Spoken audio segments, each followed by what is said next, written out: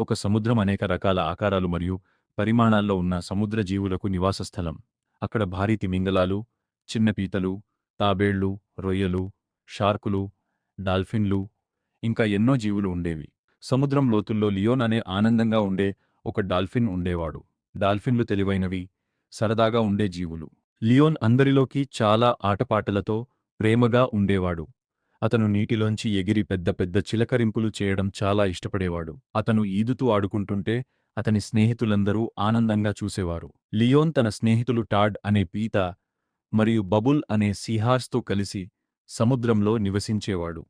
ఒకరోజు టాడ్ లియోన్ దగ్గరకు వచ్చి, హే, ఈత పోటీ గురించి నీకు తెలుసా అని అడిగాడు. లేదు అన్నాడు లియోన్. అది ఏమిటి? ఎవరు వేగంగా ఈదతారో చూడడానికి చేసే పందెమది అని టాడ్ చెప్పాడు. ఈత పోటీనా? వావ్, అది చాలా సరదాగా ఉంటుంది అని బబుల్ ఉత్సాహంగా అన్నాడు. అవును అన్నాడు టాడ్. కొన్ని రోజుల్లో పోటీ ఉంటుంది. గెలిచిన వారికి మెరిసే బంగారు ట్రోఫీ ఇస్తారు. లియోన్ చాలా ఆనందించాడు. అందరూ ప్రతిరోజూ సాధన చేయాలని నిర్ణయించారు. అలసత్వంగా ఉండే తాబేలు, స్టార్ ఫిష్ మరియు ఆక్టోపస్ కూడా వారితో కలిసి సాధన చేశారు. త్వరలోనే మొత్తం సముద్రం ఈ రాబోయే పోటీ కోసం ఉత్సాహంగా మారింది. పోటీ రోజు వచ్చింది.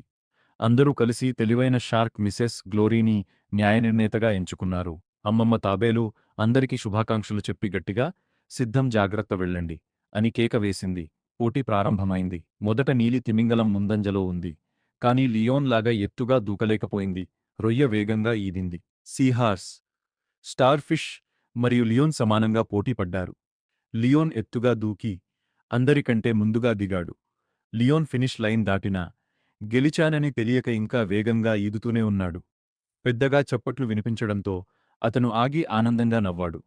అమ్మమ్మ తాబేలు మిసెస్ గ్లోరీని ఫలితం ప్రకటించమని కోరింది. మిసెస్ గ్లోరీ చెప్పింది, ఈత పోటీ విజేత లియోన్. అందరూ గట్టిగా చప్పట్లు కొట్టారు. లియోన్కు బంగారు ట్రోఫీ ఇచ్చారు.